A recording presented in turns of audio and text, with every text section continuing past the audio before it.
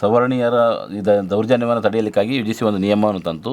ಆ ನಿಯಮದ ನಮಗೆ ಸಮಸ್ಯೆ ಅಂತ ಹೋರಾಟಗಳು ನಡೆದು, ಹೋರಾಟದ ಬಳಿಕ ಈಗ ಸುಪ್ರೀಂ ಕೋರ್ಟಿಗೆ ಬರೋದು, ಸುಪ್ರೀಂ ಕೋರ್ಟ್ ಅದಕ್ಕೆ ತಡೆಯನ್ನು ಕೊಡ್ತು.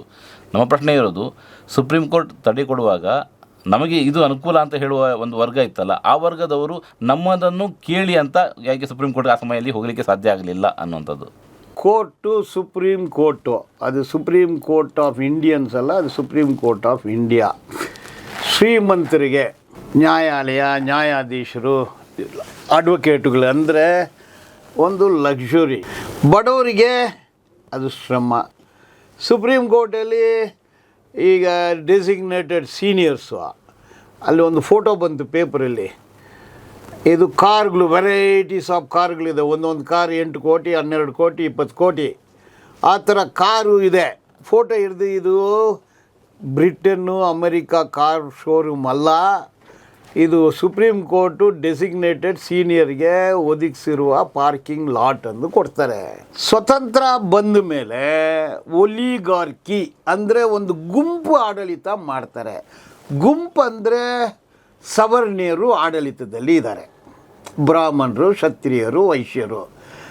IAS ಅವರೇ, IPS ಅವರು, ಮಾಧ್ಯಮ ಅವರೇ, ಫಾರಿನ್ ಅಂಬಾಸಿಡರ್ಸ್ ಅವರೇ, ಗವರ್ನರ್ಸು ಅವರೇ, ಫೈನಾನ್ಸ್ ಮಿನಿಸ್ಟ್ರಿನೂ ಅವರೇ, CBI, NIA, ಮಿಲಿಟ್ರಿ, ಏರ್ಫೋರ್ಸ್ ಎಲ್ಲ ಅವರೇ. ಒಂದು 5-6% ಅದನ್ನು ಒಲಿಗಾರ್ಕಿ ಅನ್ನೋದು. ಈಗ ಸುಪ್ರೀಂ ಕೋರ್ಟಲ್ಲಿ 34 ನ್ಯಾಯಾಧೀಶರಿದ್ದಾರೆ. ಅದರಲ್ಲಿ ಈ ಬ್ಯಾಕ್ವರ್ಡು, ಅಲ್ಪಸಂಖ್ಯಾತರು, ದಲಿತರು, ಆದಿವಾಸಿಗಳು ಎಲ್ಲರೂ ಸೇರಿ 12%, 88% ಅವರೇ ಇದ್ದಾರೆ. ಅದರಲ್ಲಿ ಬ್ರಾಹ್ಮಣರು 60% ಇದ್ದಾರೆ. ಅಲ್ಲ, ಅಂದರೆ ನನ್ನ ಪ್ರಶ್ನೆ ಇದ್ದದ್ದು, ಯಾರಿಗೆ ಇದು ಅನುಕೂಲ ಆಗ್ತದೆ ಅವರು ಯಾಕೆ ನಮ್ಮ ಮನವಿ ಸಲ್ಲಿಸಲಿಕ್ಕಾಗಲಿಲ್ಲ? ಯಾಕೆ? ನಾನು ಮೊದಲೇ ಹೇಳ್ಬಿಟ್ನಲ್ಲ, ಲಕ್ಸುರಿ. ಸುಪ್ರೀಂ ಕೋರ್ಟ್ಗೆ ಹೋಗ್ಬೇಕಂದ್ರೆ ಒಂದು ಮಿನಿಟ್, ಒಂದು ಅಪಿಯರೆನ್ಸ್ಗೆ 5 ಲಕ್ಷ, ಒಂದು ಅಪಿಯರೆನ್ಸ್ಗೆ 20 ಲಕ್ಷ. ಎಲ್ಲಿ ಹೋಗ್ತಾರೆ ಇವರು?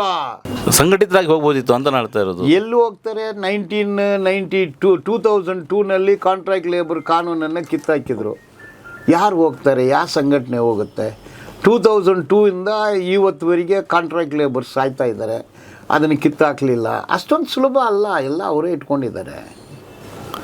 ಓಕೆ, ಕನಿಷ್ಠ ಹೋರಾಟಕ್ಕೆ ಇಳಿಬೇಕು, ಬೀದಿಗೆ ಇಳಿಬೇಕಿತ್ತು. ನಮ್ಮ ಕಾನೂನು ಯಾಕೆ ನೀವು ಬದಲಾಯಿಸಿ ನೋಡಿ, ಅವರು ಹೋರಾಟಕ್ಕೆ ಇಳಿದಿದ್ದಾರೆ. ನೀವು ಹೋರಾಟಕ್ಕೆ ಯಾಕೆ ಇಳಿಲಿಲ್ಲ ಅಂತ ನೀವು ಅಂದರೆ ಯಾರಿಗೆ ಅನುಕೂಲ? ಅದೇ, ನೀವು ಹೇಳಿಲ್ಲ, ನಾನು ಹೇಳಿದಿಲ್ಲ. ಅದೇ, ನಮಗೆ ದೇಶ ತಲೆಗೆ ಮೇಲೆ ನೀರು ಹೋಗ್ತಾ ಇದೆ. ಅದು ಅಷ್ಟು ಹೋದರೆ ಏನೋ, ಅಷ್ಟು ಹೋದರೆ ಅಂದ್ರೆ ಹೋಗ್ತಾ ಇದ್ದಾರೆ. ಯಾವ ಕಾಲದಲ್ಲಿ ನಾವೆಲ್ಲ ಹೋರಾಟ ಮಾಡಿದ್ದೀವಿ? ಬ್ರಿಟಿಷ್ನವರು 200 ವರ್ಷ ಮಜಾ ಮಾಡ್ತಿದ್ರು.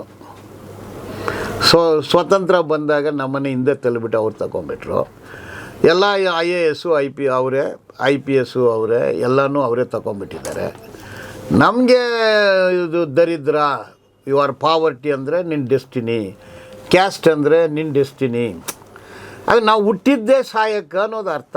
ನಾವು ಎಲ್ಲಿ ಹೋರಾಟ ಮಾಡ್ತೀವಿ? ಯಾರಿಗೆ ಅನುಕೂಲ ಆಗುತ್ತೆ ಅವ್ರು ಬೀದಿಗೆ ಬಂದಿರ್ಬೇಕು. ಎಲ್ಲಿ ಬಂದರು?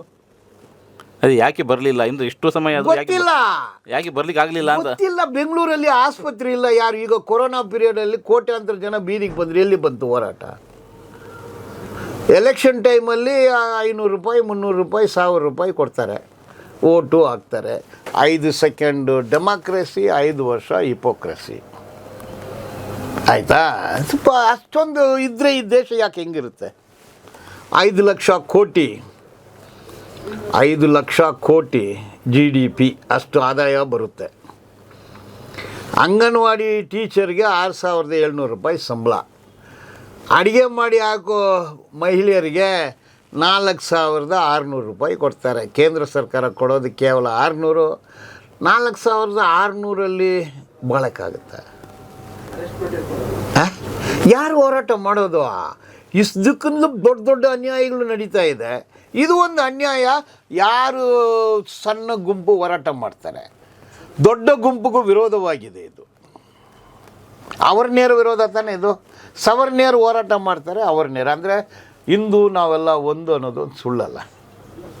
ಸವರ್ಣೀಯರೇ ಬೇರೆ, ಅವರ್ಣೀಯರೇ ಬೇರೆ. ಅವರ್ಣೀಯರು ಹೋರಾಟಕ್ಕೆ ಬಂದಿಲ್ಲ ಅಂದರೆ ನಾವು ಕೇರಿನಲ್ಲಿ, ಕೊಲಕೇರಿನಲ್ಲಿ ಹೊಟ್ಟೆಪಾಡು ಹೋರಾಟ ಮಾಡ್ತಿದ್ವಿ. ಹಾಗಾದರೆ ಇದು ನಿಯಮ ಜಾರಿ ಸಾಧ್ಯ ಇಲ್ವಾ? ಹಾಗಾದರೆ ನಾವು ಹೋರಾಟ ಮಾಡಬೇಕು, ಬೀದಿಗೆ ಇಳಿಬೇಕು.